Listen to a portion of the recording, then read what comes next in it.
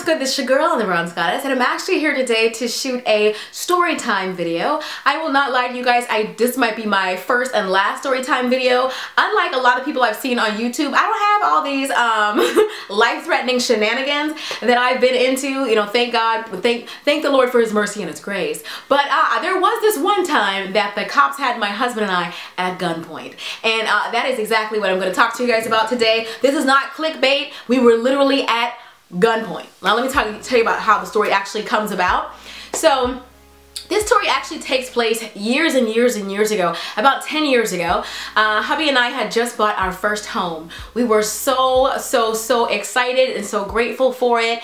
The house is actually really nice for a starter home. It had two fireplaces, one fireplace in the den, and it also had one fireplace in the bedroom. And that was one of the big selling points to us about the house, was that it had a nice little fireplace in the bedroom, and we thought that'd be so romantic to, like, you know, sit by the fire and do all this stuff. So the day that we actually decided to buy the house, close on the house, we decided that we were going to do a little picnic in that bedroom. What would be our master bedroom? So we got some sandwiches and some fruit and stuff like that, and we, you know, went into our little house, which was empty, at night, and we had like candles lit and everything. We laid out the little blanket. We were just talking to each other about how grateful we were that we were blessed with such a beautiful home, and that we were going to raise our kids in this house, and we were just like, you know, really feeling good and proud about ourselves and just talking about it. And you know, while we're talking, I see what appears to me to be somebody shining a flashlight in the window.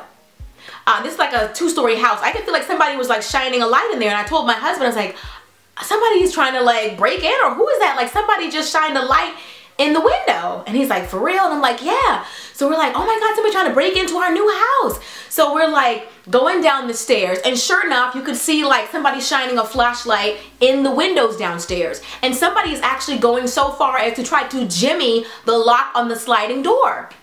So of course, the new house, there's nothing to pick up and hit anybody with or anything. So all of a sudden the door flings open. All I see is a gun and a flashlight. I don't see anybody's face or anything. It's dark. All I see is a gun and a flashlight, and it's the police. You are under arrest. Like this, they just come in, all this chaos. You are under arrest. You are trespassing. You are breaking and entering. You are under arrest. I'm like, oh my God, oh my God. I start spazzing. I start panicking. Oh my God, oh my God, oh my God. The policeman literally never took the gun off of my husband. The whole time, I feel like he had it pointed at my husband's head. Like he was just one of those cops that was like, give me a reason. The whole time, I'm like, oh my God, oh my God. My husband and I had just gotten married and everything.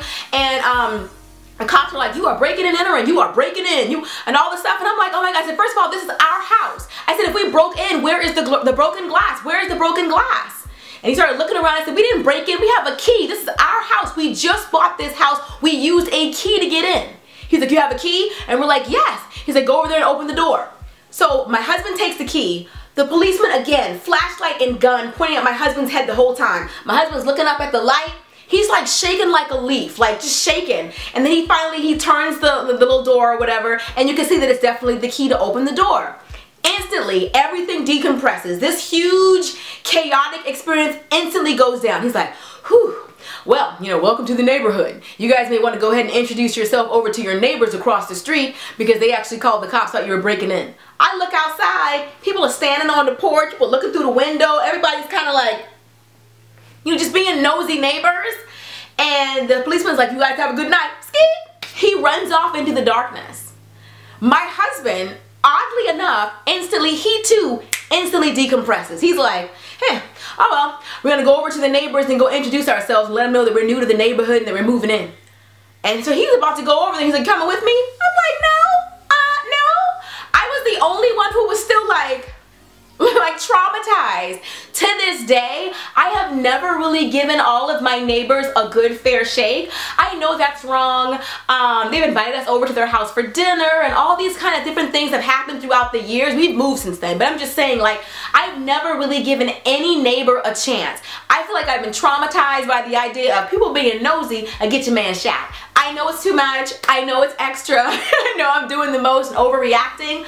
But the idea of this one wrong move, it seemed like the cop just seemed like he was looking for a reason. He did instantly decompress when the whole thing was over, but it was just how he was just like, he never took the gun off of us. Like, clearly we weren't resisting. I mean, we're just like two knuckleheads with a blanket and a picnic basket. Like, seriously, I don't feel like we were really a threat. I don't know if it was because it was two of us. I don't know what it was, but I just feel like it was scary to me. It was really, really scary to me. And like I said, I've never really given a neighbor a chance since then. I know I need to do better about that, because I actually, now that I'm older and I have a family and I have a home, I appreciate a good neighborhood watch. I enjoy the fact that most of my neighbors work from home like I do. Like when the school bus lets out, everybody walks out of all these houses to get their kids. I love that everybody is kind of like looking and making sure everybody is safe and all that. Like, I get it, but just the fact that it happened to me like that, I was like, neighborhood watchers are nosy. Like, they just be doing too much,